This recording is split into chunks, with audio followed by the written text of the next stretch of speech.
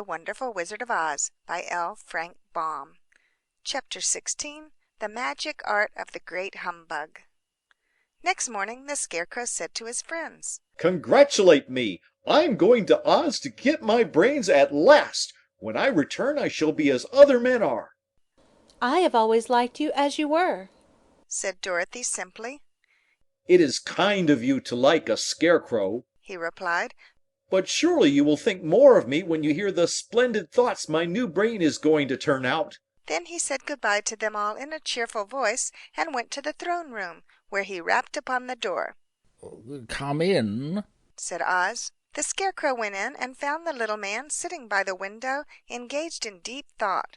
"I have come for my brains," remarked the Scarecrow a little uneasily. "Oh, yes. Sit down in that chair, please," replied Oz.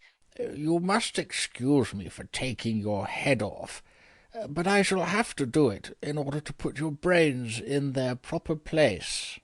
"Well, that's all right," said the Scarecrow. "You are quite welcome to take my head off, as long as it will be a better one when you put it on again." So the Wizard unfastened his head and emptied out the straw. Then he entered the back room and took up a measure of bran, which he mixed with a great many pins and needles. Having shaken them together thoroughly, he filled the top of the Scarecrow's head with the mixture and stuffed the rest of the space with straw to hold it in place. When he had fastened the Scarecrow's head on his body again, he said to him, "Hereafter you will be a great man, for I have given you a lot of brand-new brains." The Scarecrow was both pleased and proud at the fulfillment of his greatest wish, and having thanked Oz warmly, he went back to his friends. Dorothy looked at him curiously. His head was quite bulged out at the top with brains. "How do you feel?" she asked. "I feel wise indeed," he answered earnestly. "When I get used to my brains I shall know everything." "Why are all those needles and pins sticking out of your head?"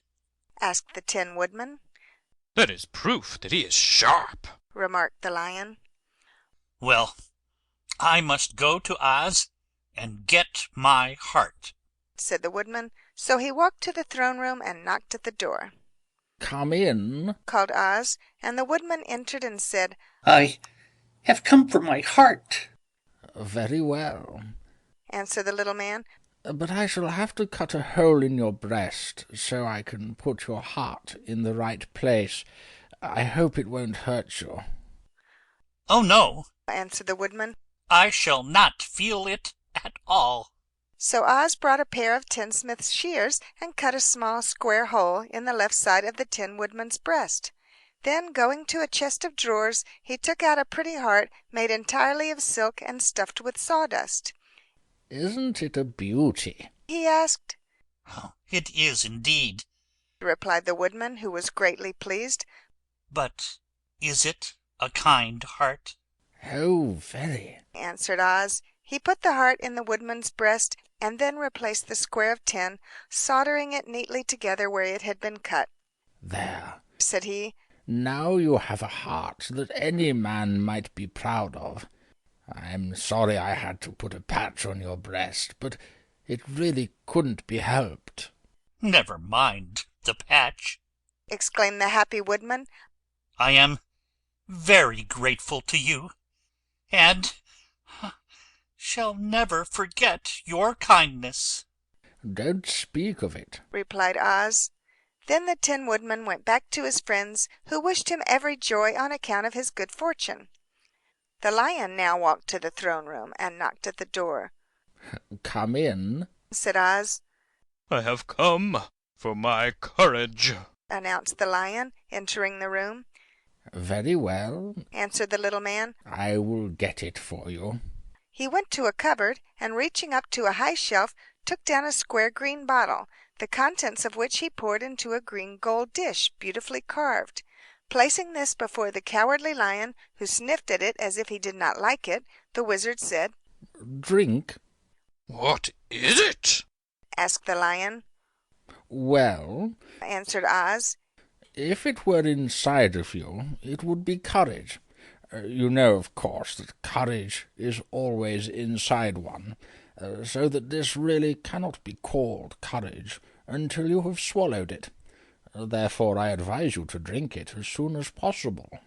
The lion hesitated no longer, but drank till the dish was empty.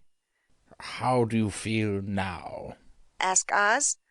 "Full of courage," replied the lion, who went joyfully back to his friends to tell them of his good fortune.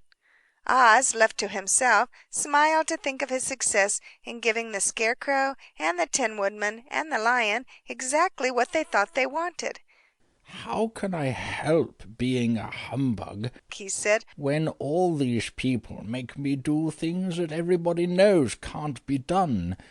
It was easy to make the Scarecrow and the Lion and the Woodman happy, because they imagined I could do anything. But it will take more than imagination to carry Dorothy back to Kansas, and I'm sure I don't know how it can be done." End of chapter 16.